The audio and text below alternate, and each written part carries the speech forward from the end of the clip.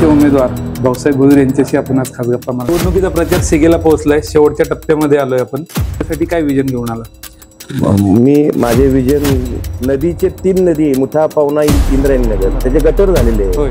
त्याचं ह्या सगळ्या अनुभवाचा फायदा तुम्हाला या इलेक्शन आणि तो घरी बसलेला आहे. तो मतदानाच्याच दिवशी बाहेर आहे. तो मूल्यमापन करणार मी म्हटलं म्हणून सुद्धा ऐकणार नाही. तिन्ही उमेदवारांचे चेहरे डोळ्यासमोर ठेवून त्यांचा पूर्व इतिहास, चिंचवड पॅटर्न, माझ्या मोराळ बसायचा, माझ्या चाफेकरांचा, क्रांतीवीर चाफेकरांचा पॅटर्न हा महाराष्ट्रभर प्रसिद्ध होईल. धन्यवाद.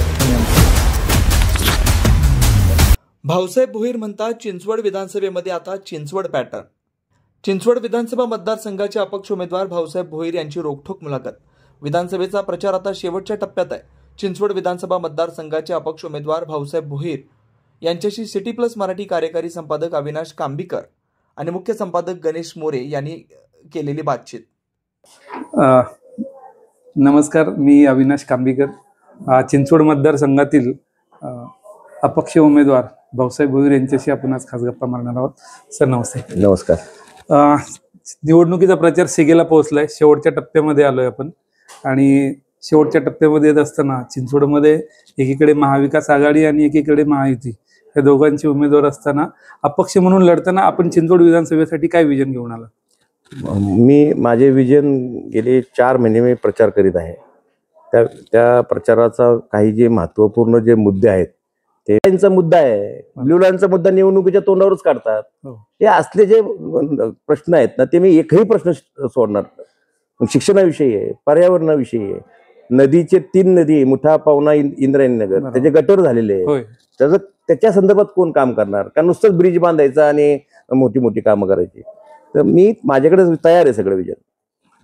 भाऊसाहेब, तुमचा राजकारणातला एवढा प्रचंड मोठा अनुभव आहे आणि आता जे दोन्ही उमेदवार बघितले तर ही तरुण आहेत, परंतु तुमच्यासारखा ज्येष्ठ आणि अनुभव माणूस आता पिंपरी चिंचवड शहरात राजकारणामध्ये तुम्ही एकच आहे.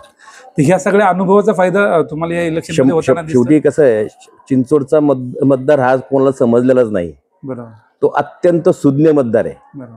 आणि तो घरी बसलेला आहे. तो मतदानाच्याच दिवशी बाहेर येतो. बरोबर. तो मूल्यमापन करणार मी म्हटलं म्हणून सुद्धा ऐकणार नाही.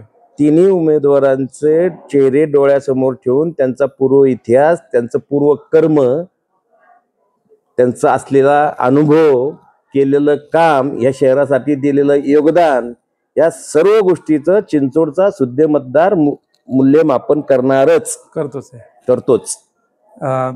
आपलं जे मिळालेलं चिन्ह आहे कपाट, हे तुम्ही मतदारापर्यंत पोहोचण्यामध्ये यशस्वी झाला? 100%. म्हणजे प्रत्येक ठिकाणी 100%. आणि जो पॅटर्न लोकसभेला सांगलीमध्ये राबवला होता त्याची पुनरावृत्ती चिंचवड मतदारसंघात होण्याची शक्यता वाटते? चिंचवड पॅटर्न, माझ्या मोराळ बसायचा, माझ्या चाफेकरांचा, क्रांतीवीर चाफेकरांचा पॅटर्न हा महाराष्ट्रभर प्रसिद्ध होईल. धन्यवाद. तुम्ही आमच्या